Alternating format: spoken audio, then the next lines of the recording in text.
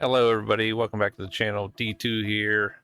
Today's video is going to be a quick practical use of the blink function for PixInsight. I'm not going to go through all the features, I'm just going to show how I use it. There's plenty of videos out there on what all the buttons do.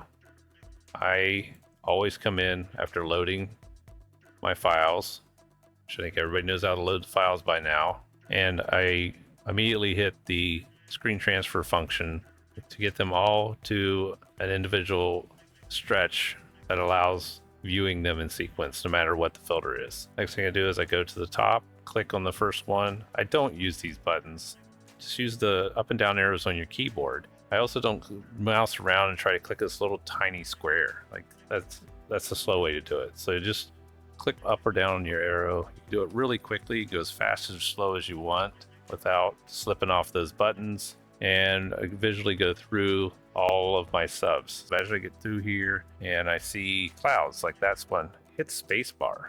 You don't need to be clicking that button, just hit spacebar, it'll mark it for you. You can toggle it on or off with the spacebar. So those are some cloudy ones I'm going to remove. I stay in a complete wide open frame view for the first pass, and I'm not going to mark them all, but say I marked a few bad ones here. Next thing I do is you go back and you can click each one of these, holding down the control key and highlighting them. If you need to scroll past the window, just know that your mouse wheel will unselect these ones as you scroll down. You always need to hold the bar on the right to keep it from deselecting the subframes you already have highlighted. After that, you do the normal move these frames to a trash folder. I like to put these into this generic bad subs directory. And then afterwards, you can immediately close those out, this button here. Another thing I like to look for are satellite trails, airplane trails. You see a trail down through here.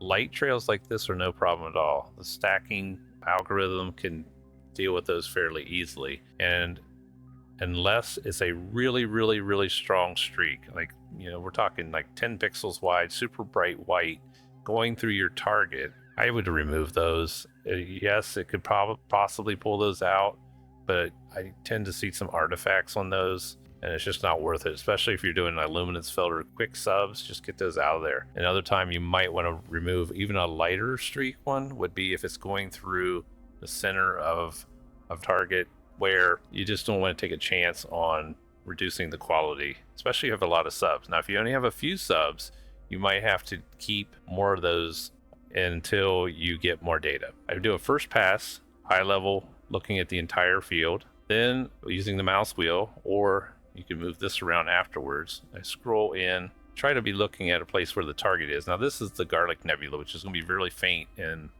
my sky locations, so it's not really one that has a major feature showing. I will scroll in, look at the stars, and then I'll do the same thing. I'll start at the top and I'll go through with my keyboard arrows and just look at the stars.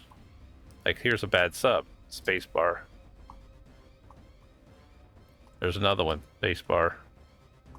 Either had some clouds or threw off guiding, or wind, got bumped, bad tracking, some software issue. Also look like really egg-shaped stars that you don't feel are going to be useful even with using the AI tools.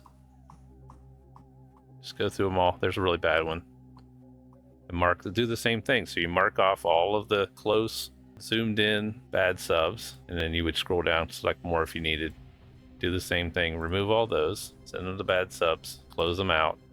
And when you're done, you're going to have a full set of the good subs already in the original capture folder in the processing structure that I showed in my file chaos video. So if you're using that structure, you now have the subs that you believe are going to be useful for the next process, which would be subframe selector. Another thing I'd like to point out here is I like to figure out my average temperature for the night, some other statistics. I know this is pointed out on other people's videos, but I find it useful is to just scroll through here and I will pick my filter and my temperature of my thermometer on my focuser, write to text file, select a folder, and then I will put these in the same folder where the blinked files are at.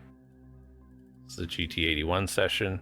I would save it right here. So select this folder, say okay, write out the file. You can open that up in Excel. You can copy it up to a Google Sheets if you don't have Excel, and then put some calculations on that to figure out your average temperatures. I do not believe in my case, the temperatures are not shown in subframe selector stats output. So I do that here. That is all I have for this video.